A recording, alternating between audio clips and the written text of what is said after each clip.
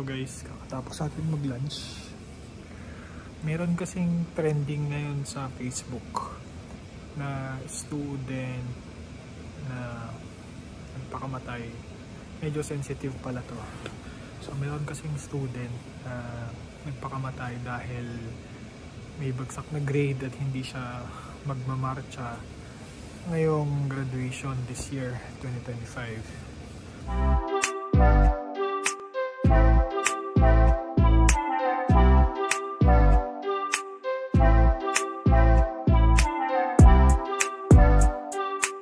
Sa video na to, siguro pag-usapan natin sa point of view ng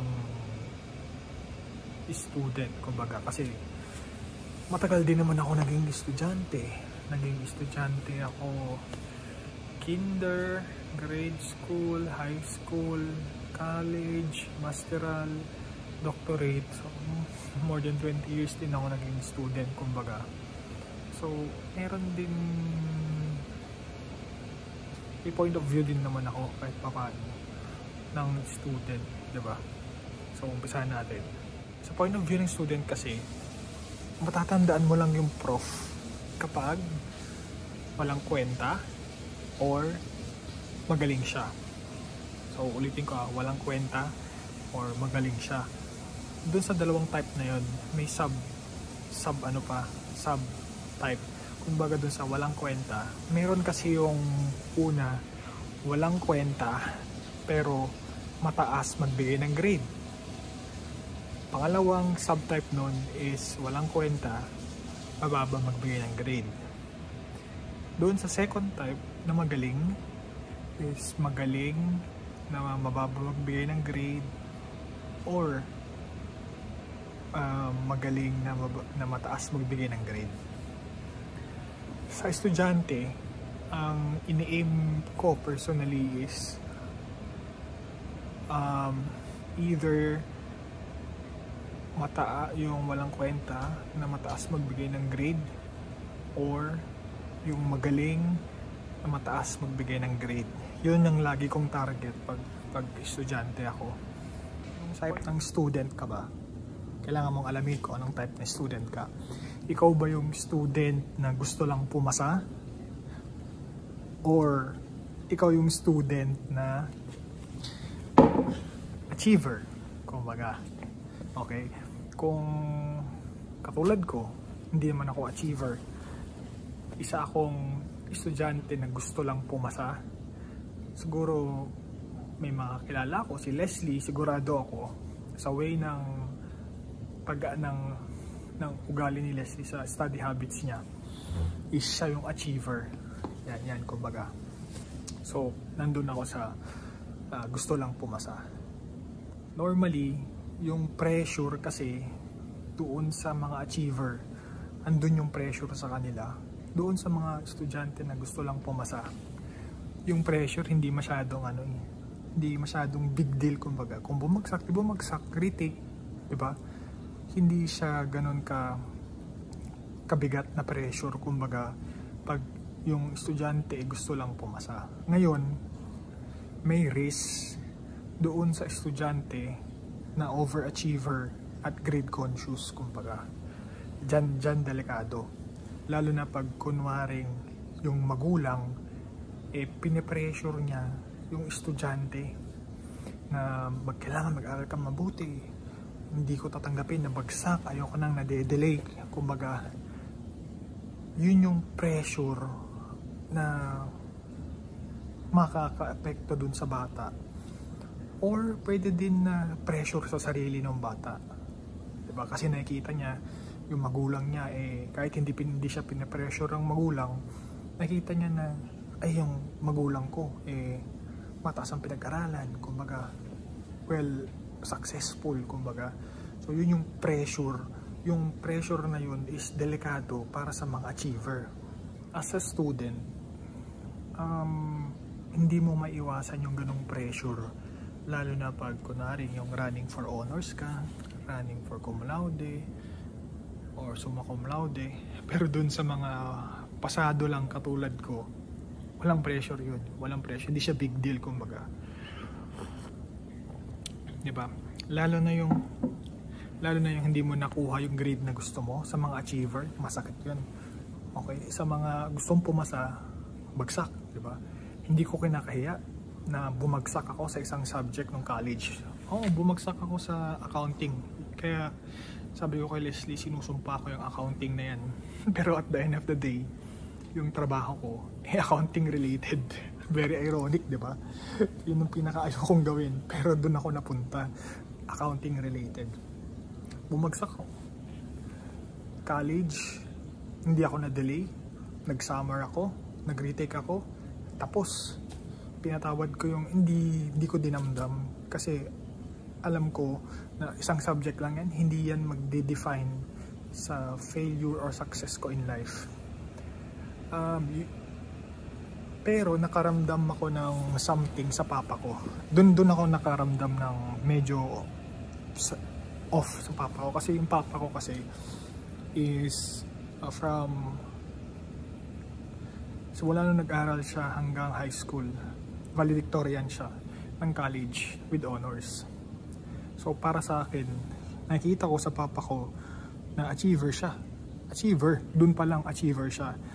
Nung nalaman niya na bumagsak ako, hindi niya ako pre-measure, pero kinausap niya ako na anong nangyari, ganito, in-explain ko naman. Hindi ko nasasabihin yung mga rason. In-explain ko, ganito, ganyan. Sabi niya, sige, bawi ka na lang. Anong kailangan gawin? Magsa-summer ka ba? Oo, magsa-summer ako. Summer, hindi ko na-enjoy yung summer ko, yung year na yon. So, nag-summer ako, pumasa ako, di ba? Another thing na nangyari sa akin, nag-aaral ako ng masteral. Yung grade ko is running for honors, for cum laude, for masteral. Kaso, bumagsak ako sa statistics comprehensive exam. Statistics comprehensive exam. Doctorate ako, running for honors, cum laude, doctorate. Again, comprehensive exam, bumagsak ako sa statistics. Yun lang binagsak ko. Malaking factor yung reason na yung gumawa ng exam, hindi kasi namin prof. Doon kasi sa mga hindi nakakaalam, kahit sobrang 1 yung grade mo sa graduate school, pero pag bumagsak ka sa comprehensive exam, mawalan ka ng honors. So, applicable sa lahat ng school yun dyan sa Pilipinas. Hindi ko nakuha yung honors. Sumakit ba ang loob ko? Medyo. Kasi sinabi ko, pagkakataon ko na yun. Kasi hindi naman ako talagang achiever ng college. So, considered kasi ako na late bloomer, kumbaga. Saka mid-20s, doon ako nagsumikap. Or doon ko nakita yung importance ng education. Sa mga estudyante dyan sa Pilipinas, or kahit saan man dito sa mundo, lagi yung tatandaan na okay lang maging achiever. Maganda yun na i-build nyo yung habit na yun, pero pag oras na nakaramdam kayo ng failure or nakaranas kayo ng failure, huwag nyong damdamin. Let it go. Mag-move on kayo. Huwag nyo masyadong stress or whatsoever na ikakapahamak nyo, kumbaga. Kasi para sa akin, yung grade mo, diba? Yung grade na nakuha mo nung college or kahit anong grade, or kahit may failure ka or may bagsak ka, hindi naman yan yung basehan na magiging successful ka in life. Grade, hindi yun ang basehan. Sa Pilipinas kasi, overall, masyadong grade conscious yung mga tao. Lalo na yung mga parents, mga estudyante. Tandaan nyo, yung grade, hindi yan nagde-define kung magiging successful kayo sa life o hindi. Paano ko nasabi? Dito sa Canada, malaking company tong pinagkatrabahuan ko, pero hindi nila hiningi yung TOR or diploma ko. So, it doesn't make sense. Parang walang effect. Paano pag dinoktor ko lang lahat, di ba?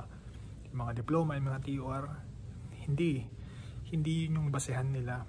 ang basehan nila is ano na yung mga work experience mo based dun during the interview. At pag nagtrabaho ka na o natanggap mo na yung trabaho,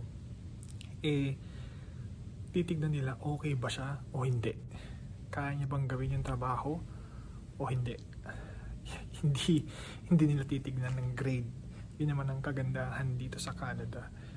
Diyan sa Pilipinas nakikita ko pa rin medyo bias pa din, yung grade, yung school, kailangan Big 4. Paano pag merong mga estudyante na magagaling naman talaga na hindi nakapasok sa Big 4 dahil hindi nila kaya financially? So yun lang ang take ko.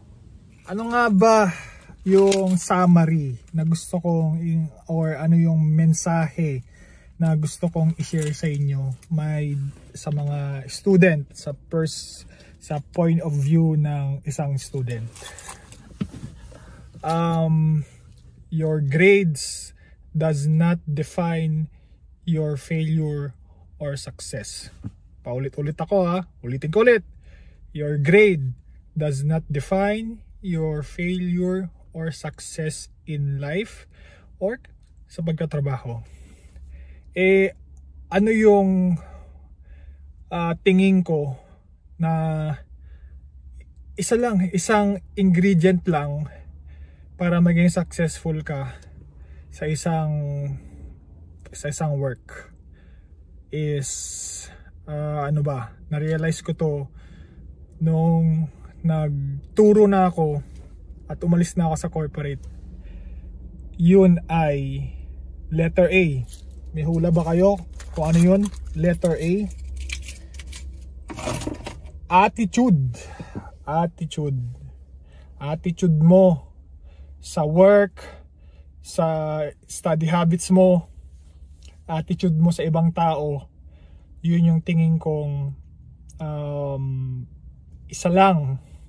isang main factor lang para maging successful ka sa iyong corporate life. Yun lang. Thank you.